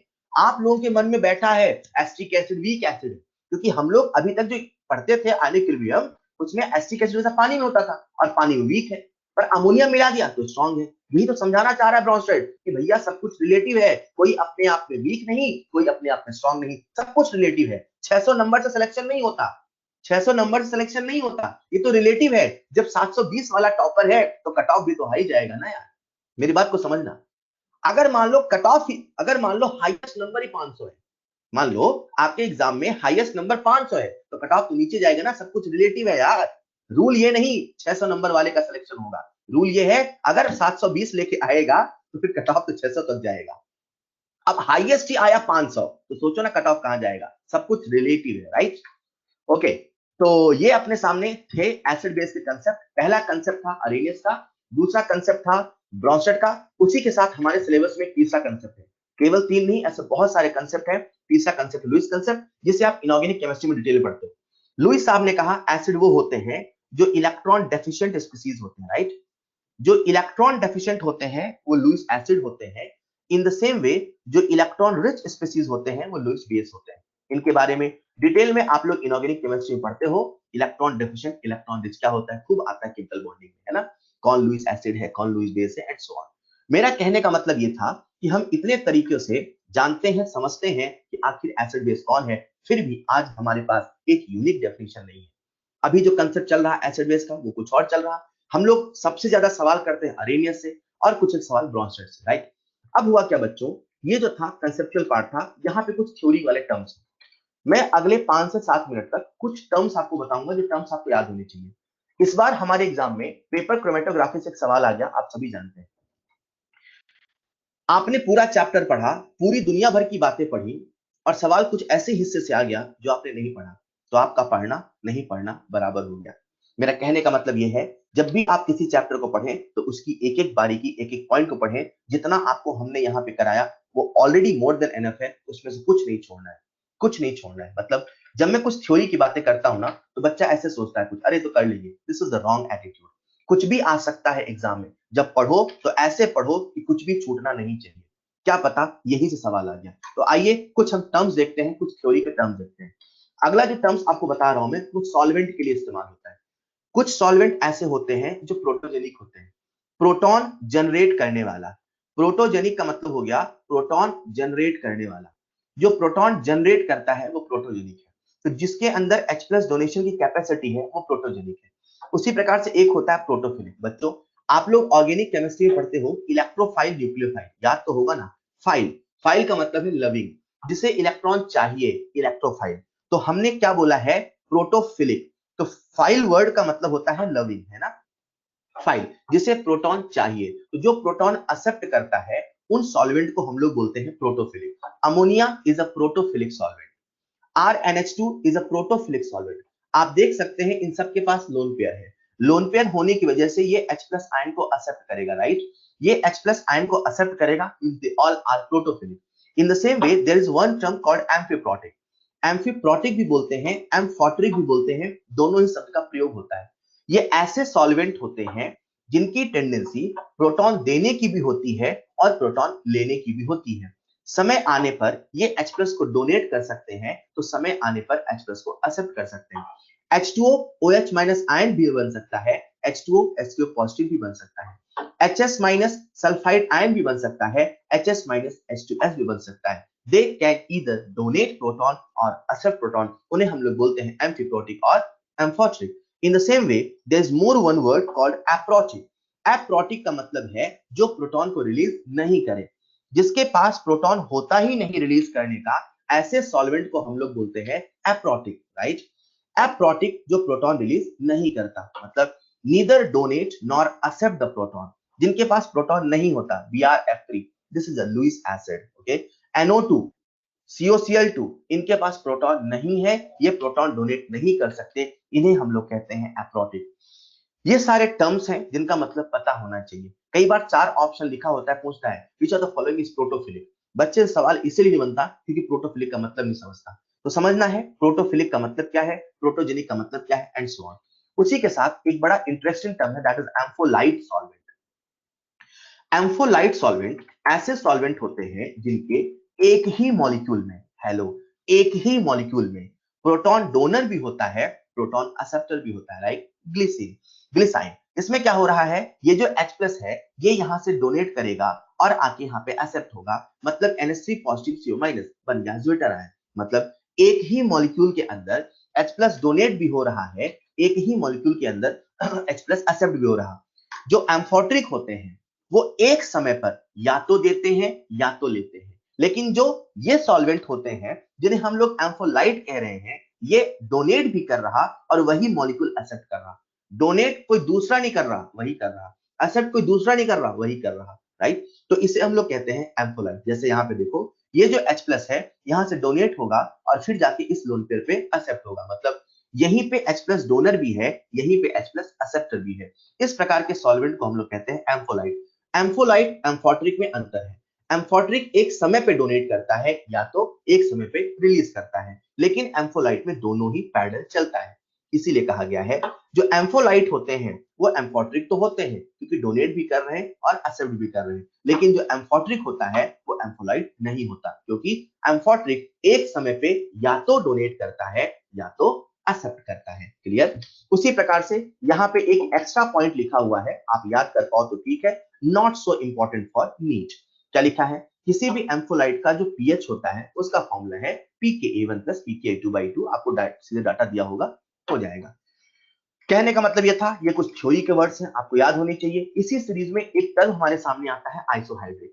आइसो का मतलब होता है सेम, क्या मतलब होता है? सेम। और हाइड्रिक का मतलब आप सभी जानते हैं H प्लस, मतलब दो ऐसे सॉल्यूशन अगर आइसोहाइड्रिक है, कैसे है? आइसोहाइड्रिक means concentration of H plus in the first solution is equal to concentration of H plus in the second solution। अगर दो सॉल्यूशन का H plus का कंसंट्रेशन सेम होगा तो उसे हम लोग कहते हैं आइसोहाइड्रिक। स्वाभाविक सी बात है, अगर H plus का कंसंट्रेशन सेम होगा तो pH भी सेम होगा। अगर स्ट्रॉन्ग एसिड स्ट्रॉन्ग बेस का सॉल्यूशन होगा तो आप दोनों की कंसंट्रेशन से ही कंपेयर कर सकते हो। अगर दोनों सॉल्यूशन का कंसंट्रेशन सेम है तो आप कहोगे दोनों आइसोहाइड्रिक है। अगर दोनों सॉल्यूशन कंसंट्रेशन डिफरेंट है तो आइसोहाइड्रिक नहीं है। क्लियर? लेकिन अगर वीक एसिड वीक बेस है तब क्या करें? तो मैं आपको वीक एसिड के लिए बता देता हूं कैसे पहचाने कौन आइसोहाइड्रिक है कौन आइसोहाइड्रिक नहीं है। आइसोहाइड्रिक सेम H प्लस। सपोज करो बच्चों हमारे पास ये दो सॉल्यूशन है और जो पहला वाला सॉल्यूशन है उसमें एक वीक एसिड Ha1 है, जो ये दूसरा वाला सॉल्यूशन है इसमें एक वीक एसिड Ha2 है, राइट? मुझे दोनों की H प्लस को इक्वल करना है। आप सभी जानते हैं ओस्टवाल्ड डाइल्यूशन लॉ से, किसे जानते हैं? ओस्टवाल्ड डाइल्यूशन लॉ से जो कंसंट्रेशन ऑफ H प्लस होता है किसी वीक एसिड या वीक बेस के लिए, वीक एसिड है तो H प्लस, वीक बेस है तो OH माइनस आयन, जो H प्लस होता है वो C अल्फा होता है और यही अंडर रूट ऑफ K होता है। अगर दोनों आइसोहाइड्रिक हैं, मतलब फॉर आइसोहाइड्रिक, राइट, अगर दोनों आइसोहाइड्रिक हैं या आइसोहाइड्रिक की जो कंडीशन होती है क्या होगी, दोनों के H प्लस इक्वल हो, मतलब दोनों का C अल्फा इक्वल हो, मतलब मान लो एक की कंसंट्रेशन C1 है, अल्फा 1 है, C2 अल्फा 2 है, इक्वेट कर देना। अगर दोनों आइसोहाइड्रिक हैं या होने चाहिए तो आप ये भी तो कह सकते हो अंडर रूट ऑफ Ka1C1 बराबर under root of Ka2C2, right. अगर कभी वीक एसिड के आइसोहाइड्रिक होने का सवाल आए तो Ka1C1 Ka2C2 को इक्वेट करना। क्लियर, मतलब इसे आप और सिंप्लीफाई कर सकते हैं। अगर आप इसे सिंप्लीफाई करेंगे बच्चों तो क्या बन जाएगा, Ka1C1 is equal to Ka2C2। Again concentration को रखोगे, K1 K1 रखोगे, इक्वेट हो जाएगा। क्लियर, बस आपको याद रखना है आइसोहाइड्रिक वर्ड का मतलब क्या है। आइसोहाइड्रिक सेम H प्लस, ये कुछ टर्म्स थे जो आपको याद होने चाहिए, सारे थ्योरी की बातें हैं, पता होना चाहिए बच्चों। इसी के साथ हम चैप्टर के एक आखिरी हिस्से में बढ़ रहे हैं। मैंने अभी तक जितना कुछ आपको बताया वो सारा का सारा mono acid, mono basic acid, mono acidic base हुआ करता था, लेकिन आज मैं आपसे पॉली बेसिक एसिड और पॉली एसिडिक बेस की बात करता हूँ। कोई एक केस आपको लेके समझा देता हूँ। जैसे मान लेते हैं हमारे सामने एक एसिड है H3A। आप सबका मुझे ध्यान चाहिए अगले 7 मिनट तक। ये जो H3 है बच्चों, ये एक एसिड है। एसिड है कहना बड़ी बात नहीं है। मान लेते हैं ये एक वीक एसिड है। क्लियर, वीक एसिड है और इसके अंदर एक से ज्यादा H प्लस डोनेट करने की कैपेसिटी है, तो हम लोग इस एसिड को कहेंगे poly basic acid. Sir acid है तो बेसिक क्यों बोलते हैं? आर्रेनियस के हिसाब से जो एसिड होता है वो OH माइनस आयन से रिएक्शन करता है, इसीलिए इसे हम पॉली बेसिक बोल रहे हैं। क्लियर, तो वीक एसिड है तो पॉली बेसिक एसिड, बेस है तो पॉली एसिडिक बेस। ये जो H3A है ये एक वीक एसिड है। वीक एसिड है, बच्चा मुझसे कहता है सर स्ट्रांग होता तब। बेटा स्ट्रांग होता तो पूरा का पूरा डिसोसिएशन होता, लेकिन ये स्ट्रांग नहीं है, ये वीक है। तो देखते हैं इसका डिसोसिएशन कैसे होगा। देखिए हमारे सामने H3A है, सबसे पहले इससे एक H प्लस आयन टूटेगा और साथ में H2A माइनस आएगा। बोलो हाँ या ना। ये हो गया मान लो रिएक्शन नंबर 1 और इस रिएक्शन का K दे रखा है Ka1। इन द सेम वे कुछ देर के बाद ये जो दूसरा हमारे पास आया H2A माइनस, इससे एक H प्लस निकलेगा तो क्या बनेगा H plus plus Ha2 minus. ये जो दूसरी रिएक्शन है मान लेते हैं इसका K है K2। इन द सेम वे एक तीसरी रिएक्शन हम लिखते हैं जिसमें तीसरा हाइड्रोजन निकल रहा। सर इसके टोटल कितने हाइड्रोजन निकलेंगे? 3। सर क्या कोई जरूरी है 3 निकले? कोई जरूरी नहीं। आज 3 रिमूव हो रहा तो 3 लिख रहे हैं, कल को 2 होगा तो केवल 2 लिखेंगे। Ha2 माइनस में से फिर से एक H प्लस निकला बच्चों, तो क्या बन जाएगा A3 माइनस। मान लेते हैं तीसरी रिएक्शन है Ka3। बच्चों अगर हम तीनों रिएक्शन को जोड़ देते हैं, राइट, हमें जो नेट रिएक्शन मिलती है वो क्या मिलती है, H3A is in equilibrium with 3H plus plus A3 minus. ऐसा लग रहा है ये जो पॉलीबेसिक एसिड था, ये जो हमने रिएक्शन लिखी है, ये उसके कंप्लीट आयोनाइजेशन की रिएक्शन है, राइट। ये उसके कंप्लीट आयोनाइजेशन की रिएक्शन है। अगर कभी कंप्लीट आयोनाइजेशन की रिएक्शन का हमें के निकालना है, क्या निकालना है के? बच्चों ये पहली रिएक्शन है, ये दूसरी रिएक्शन है, ये तीसरी रिएक्शन है, ये चौथी रिएक्शन है। आप सबको याद हो फ्रॉम इक्विलिब्रियम कांसेप्ट, जब कभी हमें अलग अलग रिएक्शन का के गिवन होता है और किसी रिएक्शन का के पूछा होता है और अगर रिएक्शन को ऐड करने से वो चौथी रिएक्शन मिल रही है, तो मैं कहूंगा fourth reaction is equal to 1 plus 2 plus 3, मतलब K for the net acid is equal to Ka1 into Ka2 into Ka3। बच्चों इस प्रकार से हम इस पॉलीबेसिक एसिड का नेट इक्विलिब्रियम कांस्टेंट लिख सकते हैं, नेट Ka लिख सकते हैं, नेट आयनाइजेशन कांस्टेंट लिख सकते हैं। क्लियर बच्चों, जैसा मैंने आपसे कहा ये एक वीक एसिड है। वीक एसिड है मतलब जो K है वो ऑलरेडी बहुत छोटा है, Ka ऑलरेडी छोटा है, Ka1 छोटा है। समझना, वीक एसिड है मतलब इसने बड़ी मुश्किल से पहला H प्लस निकाला होगा, बड़ी मुश्किल से पहला H प्लस निकाला होगा और बन गया एनायन। एनायन बनते ही उसकी चाहत पॉजिटिव चार्ज के लिए बढ़ गई, वो प्लस को लेना चाहेगा ना कि और देना चाहेगा। मतलब बड़ी मुश्किल से पहला हाइड्रोजन निकला था, क्योंकि वो वीक एसिड है तो बड़ी मुश्किल से पहला हाइड्रोजन निकला था। जो भी था कुछ ना कुछ Ka1 था पर वो बहुत कम था। जब पहला हाइड्रोजन बड़ी मुश्किल से निकला तो एनायन बनने के बाद तो दूसरा और मुश्किल से निकलेगा, और निगेटिव चार्ज आने के बाद तो तीसरा और मुश्किल से निकलेगा। बच्चों मैं आपको एक सच्चाई बताता हूं, जो वीक एसिड होता है उनका जो K1 होता है वो Ka2 से कहीं गुना बड़ा होता है और Ka3 से तो बहुत बड़ा होता है। मतलब जब कभी हम ऐसे पॉलीबेसिक एसिड का H+ का कंसंट्रेशन निकालेंगे, पीएच निकालेंगे, तो हम ये कोशिश करेंगे, क्योंकि वीक है, हम ये कोशिश करेंगे जो H+ का कंसंट्रेशन होगा वो केवल K1 से निकलेगा, Ka2 Ka3 से आया H+, Ka2 Ka3 से आया H+, नेग्लेक्ट हो जाएगा। सर वो नेग्लेक्ट क्यों हो जाएगा? क्योंकि बहुत छोटा है। सर वो बहुत छोटा क्यों है? पहला H+ ही बड़ी मुश्किल से निकलता है, दूसरा तीसरा निकलने में एकदम चला जाएगा। मतलब अगर कभी पीएच का सवाल आता है तो H+ आप ऐसे निकालोगे, कभी कभी सवाल Ka से निकलता है, तो कभी कभी सवाल ऐसे सॉल्व होता है। कैसे? सुनिएगा। मान लीजिए हमारे सामने ये जो वीक एसिड है, शुरुआत में इसकी कंसंट्रेशन C थी, राइट? आपने C कंसंट्रेशन पानी में मिला दिया, ये वीक एसिड है, याद रखना। T इक्वल टू 0 पे C था, समय बीतेगा इसके जीवन में इक्विलिब्रियम आएगा, तो क्या लिखोगे बच्चों? C minus C alpha, C alpha, C alpha. बोलो। मान लेते हैं शुरुआत में अल्फा अल्फा 1 था, अब H2A माइनस की कंसंट्रेशन कितनी है? C alpha 1। H2A माइनस बन के रुका नहीं है, ये रिएक्शन आगे चलती है, तो मान लेते हैं इसकी कंसंट्रेशन कितनी हो गई? C alpha 1। C अल्फा 1 मान लो पल भर के लिए ये नई कंसंट्रेशन है C डैश। जब आपके पास C था तो आपने लिखा C अल्फा, जब C डैश है तो क्या लिखोगे? C डैश अल्फा लिखोगे, नहीं लिखोगे? सही बात है। मतलब अगर पहले कंसंट्रेशन हमारे सामने C थी तो लिखा C माइनस C अल्फा 1, अभी अपने सामने कंसंट्रेशन है C अल्फा 1, तो क्या लिखेंगे? माइनस C अल्फा 1 मतलब C डैश इंटू अल्फा 2, दूसरे वाले का अल्फा डिफरेंट मान लेते हैं, तो ये कितना हो गया? C alpha 1 alpha 2। ये कितना होगा? C alpha 1 alpha 2। ये कितना होगा? C alpha 1 alpha 2। अब बताओ इसकी कंसंट्रेशन कितनी हो गई? Sir C alpha 1 alpha 2। इसमें से कुछ जाएगा? जाएगा। कितना जाएगा? सर C अल्फा 1 अल्फा 2 तो इनिशियल कंसंट्रेशन है इनटू अल्फा 3। हेलो, H+ कितना बनेगा? Sir C alpha 1 alpha 2 alpha 3। A3 minus कितना बनेगा? C alpha 1 alpha 2 alpha 3। सवाल हमसे क्या पूछ रहा है? पीएच। हमसे क्या पूछ रहा है? Net concentration of H+। बताओ टोटल कितना H+ है? सर एक यहां वाला नंबर 1, एक यहां वाला नंबर 2, एक यहां वाला नंबर 3, चलो जोड़ देते हैं। तो C alpha 1 plus C alpha 1 alpha 2 plus C alpha 1 alpha 2 alpha 3। एक बच्चे ने कहा सर थोड़ा सिंपलीफाई कर ले, मैंने कहा कर लो। सर C कॉमन ले ले, मैंने कहा ले लो। सर अल्फा 1 लिख दे, लिख दो। सर अल्फा 1 अल्फा 2 लिख दे, लिख दो। प्लस अल्फा 1 अल्फा 2 अल्फा 3 लिख दे, लिख दो। सर ये क्या है?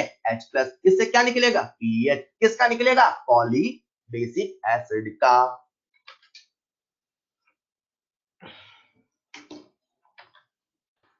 मैंने आपको बताया पॉली बेसिक एसिड के सवाल कैसे सॉल्व करें। नंबर 1 कंसेप्ट K कैसे लिखें, नंबर 2 कंसेप्ट K में रिलेशन क्या होता है, नंबर 3 कंसेप्ट कौन बड़ा कौन छोटा होता है, नंबर 4 कंसेप्ट पीएच कैसे निकाले, H+ कभी कभी K1 से निकलेगा, अगर डाटा K1 का नहीं अल्फा का दिया है तो फिर ऐसे निकलेगा।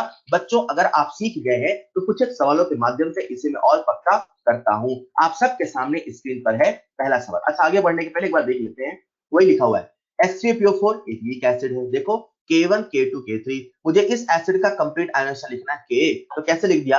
K1 into K2 into K3, दोनों तरफ ले लिया माइनस लॉग तो बन गया PK, तो PK बराबर PK1 plus PK2 plus PK3। Basic बात है। जैसा मैंने कहा जो सबसे पहला K होगा वो सबसे बड़ा होगा। यहां लिखा है K1 greater than K2, greater than नहीं होता यार, बहुत बड़ा होता है। अभी मैं सवाल में कराऊंगा, आप देखना। बड़ा कहने में फील नहीं आता, बहुत बड़ा होता है। ये बड़ा नहीं, ये बहुत बड़ा है, राइट? तो इस प्रकार से अपन ने रिलेशन निकाला। हाँ, जैसा कि मैं कह रहा था, जब भी हम पीएच निकालेंगे तो जो हम कंसंट्रेशन ऑफ H+ लेंगे वो Ka1 से ही निकलेगा, क्योंकि Ka1 बहुत बड़ा है। K1 is greater, hence while calculating H+ we calculate using K1। याद रखिएगा, जब भी हम H+ निकालेंगे K1 से ही निकालेंगे। आओ कुछ एक सवाल करते हैं, उसके पहले आपके डाउट देख लूंगी क्या क्या लिखा आप लोगों ने।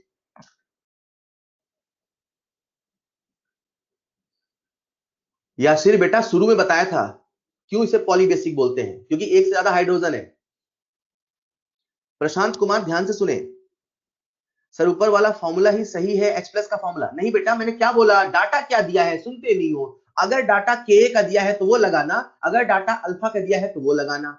इनऑर्गेनिक कब स्टार्ट होगा सर? बहुत बाद में। Sir acetic acid ammonia solvent में क्या लिखा है सर? अल्फा कैसे निकलेगा दोबारा बता दो, अभी सवाल समझ में आ जाएगा, अभी सवाल करेंगे तो क्लियर होगा। आप लोग क्या है ना, सवाल किए बिना समझना चाहेंगे, अभी देखना कैसे समझ में आता है। सब लोग सुनना, प्रशांत, यशीर, सब लोग सुनना, सुजीत, आप सबके सामने है पहला सवाल। देखो, pH ऑफ 10 की पावर -3 मोलर H2S, H2S की कंसंट्रेशन दी। सुनो, मैं पहले आपसे कहता था, पहले जब वीक एसिड और स्ट्रॉन्ग एसिड की बात होती थी, जब भी आयन की कंसंट्रेशन बोले, चाहे वो H प्लस बोले, चाहे वो OH माइनस बोले, चाहे वो कैटायन या एनायन बोले, जब भी आयन की कंसंट्रेशन बोले तो कंसंट्रेशन का मतलब मोलैरिटी नहीं, नॉर्मेलिटी लेना। ऐसा मैं आपसे कहा करता था, लेकिन आज कह रहा हूं, जब पॉली बेसिक एसिड, पॉली मतलब एक से ज्यादा हाइड्रोजन, एक से ज्यादा हाइड्रोक्साइड, जब पॉली हो तो उस केस में नॉर्मेलिटी मत लेना, जो दे रखा वही लेना। मतलब जब मैं आपको सारा किस्सा बता रहा था, वहां जो मैं कंसंट्रेशन लिख रहा था, ये कंसंट्रेशन इस एसिड का है, इसे नॉर्मेलिटी में बदलने की आवश्यकता नहीं है, कंसंट्रेशन मोलैरिटी के फॉर्म में रहने देना। मतलब ये जो सवाल हमारे सामने है बच्चों, इस सवाल में हमसे पूछा है कि बताओ इसका पीएच कितना है। अरे पीएच पूछा है, मतलब क्या चाहिए बच्चों, बोलो? H plus. H प्लस कैसे निकाले? देखो डाटा किसका दिया है सर? K1 से निकाले क्या? अरे K1 दिया नहीं तो कहां से निकालोगे यार? जो डाटा दिया होगा वो ना करोगे। अच्छा, किसका डाटा दिया है? अल्फा का, तो क्या करोगे? C alpha 1 plus alpha 1 alpha 2। Sir 3 तक ना लिखे बेटा, दो ही हाइड्रोजन है, दो ही अल्फा है तो दो ही तक लिखो ना, जबरदस्ती क्यों लिखोगे इतना? 10 की पावर -3, अल्फा कितना है? 60%, ये कितना होता है? 0.6, alpha 1 into alpha 2 0.6 into 0.4, solve करोगे H प्लस आएगा, H प्लस से पीएच आएगा। सभी लोग सॉल्व करके मुझे आंसर बताएंगे, सभी लोग सॉल्व करके मुझे आंसर बताएंगे। मैं वहां समझा रहा था क्या लेंगे, वहां आदित्य मुझसे पूछ रहा है सर इसमें भी नॉर्मेलिटी लेंगे? बेटा मैंने बताया ना क्या लेंगे, सुनते नहीं हो यार। वेल, इसका जो आंसर आएगा बच्चों कितना आएगा? जो H प्लस आएगा 8.4 इंटू 10 की पावर -4, तो जो पीएच होगा क्या होगा? Minus log of this, solve करेंगे आएगा 3.08। आई होप सभी बच्चों को समझ में आ गया। अच्छा, सर ने ये कहा कि जब पॉली का सवाल आए, एक से ज्यादा हाइड्रोजन, एक से ज्यादा हाइड्रोक्साइड का सवाल आए, तो हमें ये फॉर्मूला लगाना पड़ेगा। ठीक है क्या? अब इसी चीज को समझाने के लिए आप सबके सामने दूसरा सवाल है, करो जरा। अब इस सवाल में हमें के दिया है, पहले वाले सवाल में क्या दिया है बेटा? अल्फा, तो हमने कौन सा फॉर्मूला लगाया? अल्फा वाला। इसमें क्या दे रखा है? के। अब कौन सा लगाएंगे? के वाला। याद करो के वाला फॉर्मूला। क्या ये भी पॉलीबेसिक एसिड है? जी हाँ, ये भी पॉलीबेसिक एसिड है। मैंने कहा जब पॉलीबेसिक एसिड के सवाल सॉल्व करना तो कंसंट्रेशन मोलैरिटी में लेना, नॉर्मेलिटी में मत लेना। जब पॉलीबेसिक लिख लो कॉपी में, जब पॉली के सवाल करना, जब पॉली के सवाल करना, जब पॉली के सवाल करना, कंसंट्रेशन मोलैरिटी में लेना, नॉर्मेलिटी में नहीं लेना। करो, बोलो इसका आंसर क्या आएगा? हाँ, थोड़ा सा कैलकुलेशन तो करना पड़ेगा। देखो ना बेटा, Ka1 और Ka2, मैंने कहा जब कभी कंसंट्रेशन ऑफ H प्लस निकालोगे, सर अभी तो आपने फॉर्मूला अल्फा वाला बताया था बेटा, अल्फा का डाटा नहीं दिया है तो अल्फा वाला मत लगाओ, के वाला लगाओ। बताओ क्या होगा?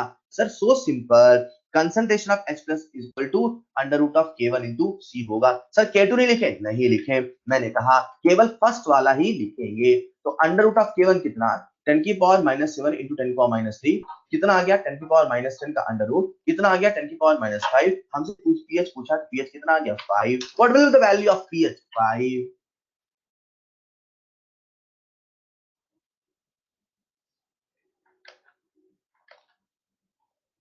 जी हाँ सौरभ, बिल्कुल।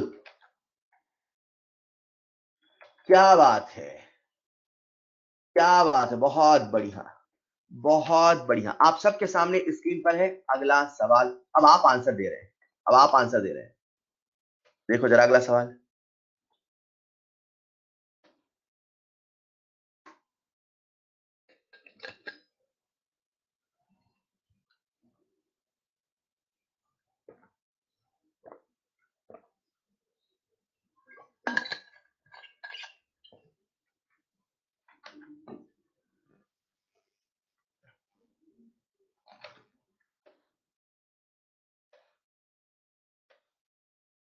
आप सबके सामने अगला सवाल। अरे आंसर भी दे रखा है यार बेटा, आंसर भी तो दे रखा है।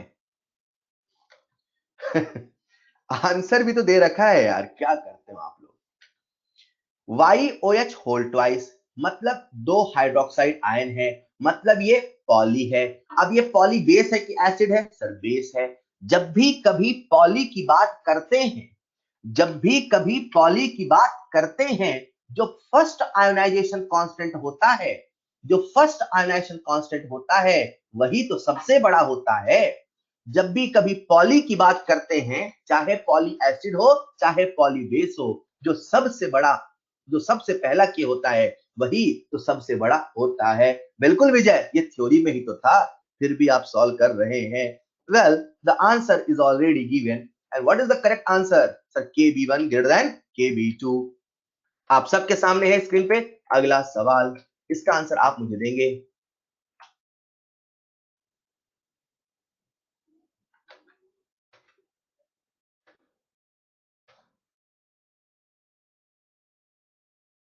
पॉली के सवाल वैसे हमारे नीट में नहीं आते, बट वही है कि कोई भी हिस्सा नहीं छूटे, तो मैंने आपको पॉली के सवाल बता दिए।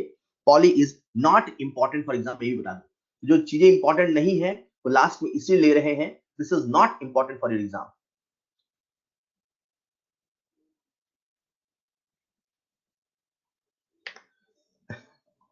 बहुत ही आसान है, मुझे उम्मीद है मुझे सॉल्व नहीं करना पड़ेगा। मुझे उम्मीद है मुझे सॉल्व नहीं करना पड़ेगा।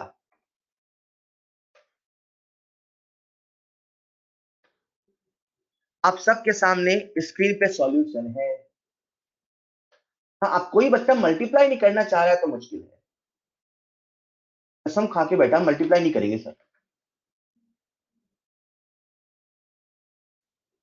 वेरी वेरी सिंपल, क्या बात है। तो आंसर आप सबके सामने स्क्रीन पे है। क्या कोई बच्चा ऐसा है जिसको मैं समझाऊं ऐसा क्यों है? क्या कोई बच्चा ऐसा है जिसको मैं समझाऊं ऐसा क्यों है? From the concept of equilibrium, reaction को जोड़ेंगे तो K मल्टीप्लाई होगा। अगला सवाल आप सबके सामने स्क्रीन पर, अगला सवाल आप सबके सामने स्क्रीन पर। pH of 6 into 10 की power -4 molar YOH whole thrice, YOH whole thrice. if first dissociation मतलब अल्फा 1, सेकंड डिसोसिएशन मतलब अल्फा 2, थर्ड डिसोसिएशन मतलब अल्फा 3, नेग्लिजिबल मतलब 0। दिमाग लगाओ, आंसर पाओ, खुशी के गीत गाओ।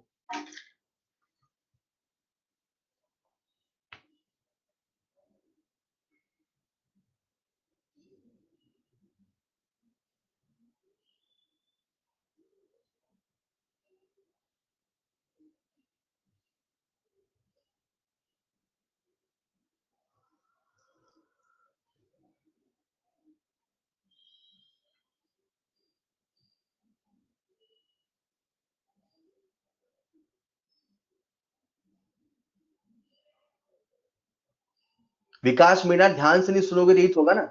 जब मैं आपको पॉली बेसिक बता रहा हूं तो कहीं आप इधर उधर गए होंगे। सिंपल सी तीन तो फॉर्मूले हैं, लगाना है, आंसर पाना है।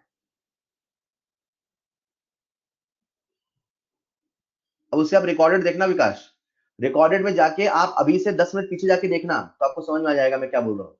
विकास मीणा, मैं आपको कह रहा हूं बेटा, एक बार रिकॉर्डेड देखिएगा।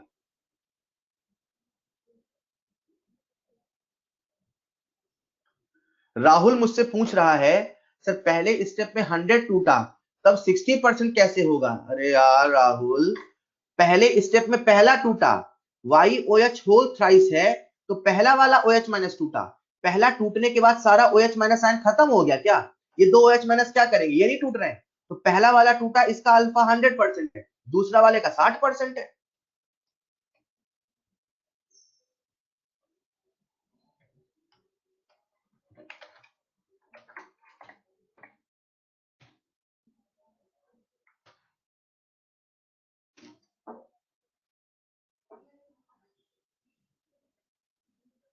आंसर आप सबके सामने है। सबसे पहला सवाल, मुझे बताओ किसको आंसर समझ में नहीं आया? पहले आंसर देखो, आप सबके सामने आंसर है। हाँ, अभी बात करते आंसर, रुक जाओ। आप सबके सामने सॉल्यूशन है। हाँ, मल्टीप्लाई तो करना पड़ेगा बेटा।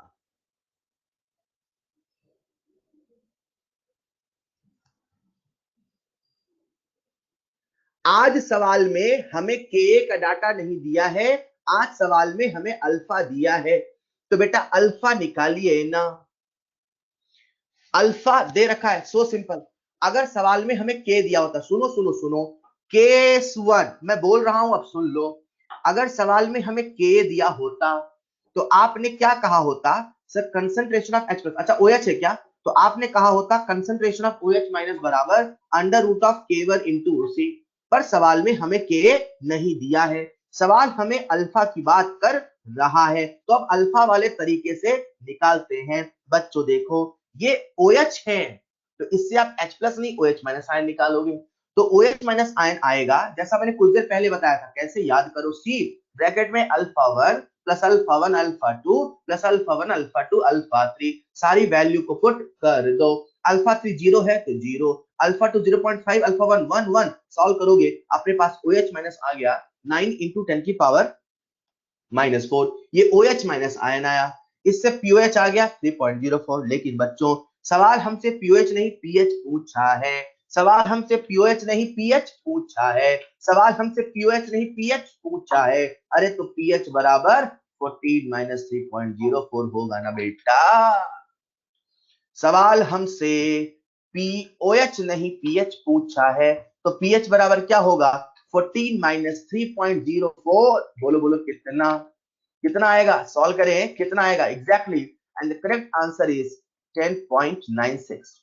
हाँ, कुछ बच्चे लेवल लिखना चाहे तो लिख सकते हैं, and the correct answer is 10.96। तो इन सभी सवालों के माध्यम से जो पॉली का है मैंने आपको बताया कैसे कैसे लगाना है। हाँ, तसल्ली से करोगे कैलकुलेशन बाद में तो हो जाएगा। अभी अप्रोच देखो, दो ही चीज बता रहा हूँ, एक नेट के कैसे लिखना है, एक जब के दिया हो तो कैसे करना है, एक जब अल्फा दिया हो तो कैसे करना है, राइट। तो ये तो था हमारा कुछ पॉली का सवाल। बच्चों हम लोग जब आयनिक इक्विलिब्रियम पढ़ रहे थे, ठीक है, तो आयनिक इक्विलिब्रियम पढ़ते समय हम लोगों ने स्ट्रॉन्ग एसिड का पीएच निकाला, हम लोगों ने स्ट्रॉन्ग बेस का पीएच निकाला, वीक एसिड का भी निकाला, फिर सॉल्ट का निकाला, सब का निकाला, एसिड को मिक्स कर देते थे, सब कुछ कर देते थे। बस एक केस रह गया, और वो जो केस था वो था वीक एसिड वीक बेस के मिक्सिंग का।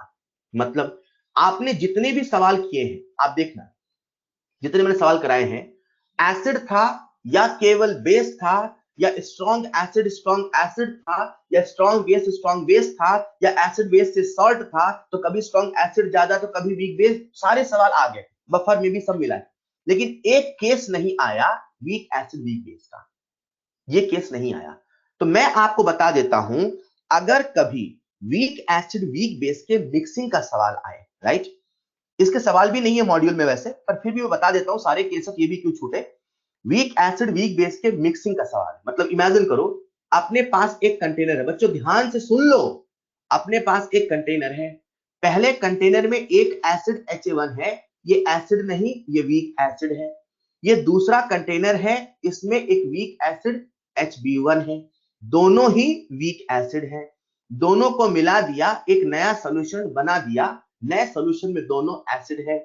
मतलब इससे भी कुछ H प्लस आया होगा, इससे भी कुछ H प्लस आया होगा, हमें इस नए सोल्यूशन का बताना है पीएच कितना होगा, राइट। हमें इस नए सोल्यूशन का पीएच बताना है, कैसे होगा कितना होगा, जब कभी वीक एसिड होगा। हाँ, अगर स्ट्रॉन्ग एसिड होता, अगर स्ट्रॉन्ग एसिड होता तो आपने N1V1 plus N2V2 upon V1 plus V2 से कर लिया होता, यहां से जो नॉर्मेलिटी आता वही H प्लस होता। बट बेटा ये स्ट्रॉन्ग एसिड नहीं है, ये वीक एसिड है, और अगर वीक एसिड है तो नॉर्मेलिटी का फॉर्मूला नहीं चलेगा, क्योंकि पूरा डिसोसिएशन नहीं होगा। मान लेते हैं पहले वाले का इक्विलिब्रियम कांस्टेंट K1 है, दूसरे वाले का K2 है, राइट। मान लेते हैं पहले वाले का कंसंट्रेशन C1 है, दूसरे वाले का C2 है, तो जो कंसंट्रेशन ऑफ H प्लस आएगा नेट, वो आएगा under root of Ka1C1 plus Ka2C2। जितने मिलाओगे बस जोड़ते चले जाओ, राइट, जितने मिलाओगे बस जोड़ते चले जाओ। मतलब 3 है तो K1C1 K2C2 C2 K3C3, 4 है तो K1C1 K2C2 K3C3 K4C4, जितने हैं उतने जोड़ दो बस। बच्चा जब सॉल्व करता है तो एक बड़ी कॉमन गलती करता है, आप वो गलती नहीं करें, मैं बता दूं। गलती ये करते हैं आप कि आप सब जब कंसंट्रेशन ऑफ H प्लस लिखते हैं, इसे 20 पॉइंट लिख लेते हैं, तो आप सब क्या लिखते हैं, under root of K1C1 plus under root of K2C2। नहीं, अलग अलग नहीं जोड़ना है, अंडर रूट होल में जोड़ना है, ठीक है। ये गलती नहीं करें, आ जाएगा आंसर। तो वीक एसिड वीक बेस के सवाल करना है तो ऐसे करना है, जोड़ते समय ऐसे लिखना है, फिर H प्लस से pH आएगा, ठीक है बच्चों। बच्चों आप सबके लिए खुशखबरी है, आप सबके लिए खुशखबरी है, सुनना चाहेंगे?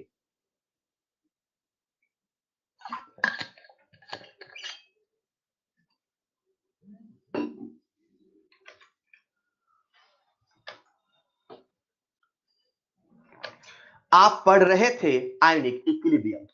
खुशखबरी ये है, आप पढ़ रहे थे आयनिक इक्विलिब्रियम। आप पढ़ नहीं रहे हैं, आप पढ़ रहे थे आयनिक इक्विलिब्रियम। आप पढ़ रहे थे आयनिक इक्विलिब्रियम। इसी के साथ आप सबको दिया जा रहा है गिफ्ट के तौर पे होमवर्क।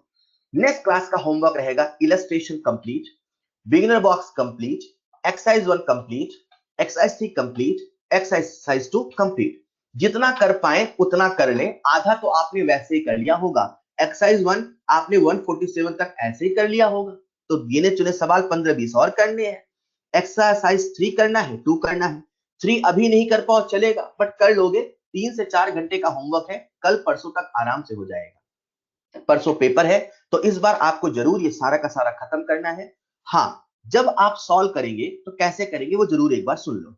जब आप होमवर्क सॉल्व करेंगे, करते करते कुछ नहीं बनता है, तो उसके लिए आप सबसे पहला रूल अपनाएंगे, ट्राई अगेन। मतलब आपके पास हैंडआउट है, हैंडआउट में आप सबसे पहले वो कंसेप्ट देखेंगे, वो थ्योरी देखेंगे, और फिर वहां फिर से ट्राई करेंगे। फिर से ट्राई करने के बाद भी आपसे नहीं बनता है बच्चों, तो सबसे पहले आप ई सॉल्यूशन ऐप की हेल्प लें। ई सॉल्यूशन ऐप में सभी सवालों का रिकॉर्डेड सॉल्यूशन है यार, रिकॉर्डेड सॉल्यूशन है, आप वहां पूछ सकते हैं।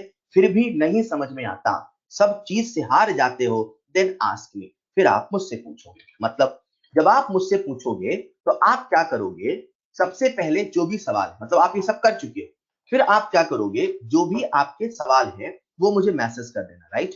जब आप मुझे मैसेज करोगे, उसमें जो कॉमन क्वेश्चंस होंगे, कैसे क्वेश्चंस, कॉमन क्वेश्चंस, उनको मैं जैसा लास्ट टाइम डिस्कस किया था वही फटाफट स्लाइड में लगा के अपन डिस्कस कर लेंगे। लेकिन पूछने के पहले आप ये दोनों काम करोगे। मैंने कहा था ये जो सप्ताह है ये आयनिक इक्विलिब्रियम के नाम है, और परसों पेपर है, तो पेपर के पहले आप वैसे भी दम लगा के पढ़ते हैं, तो प्लीज दम लगा के पढ़ें, ये चैप्टर जितना हो सके उतना करें, राइट। तो ये रहेगा आपका नेक्स्ट क्लास का होमवर्क।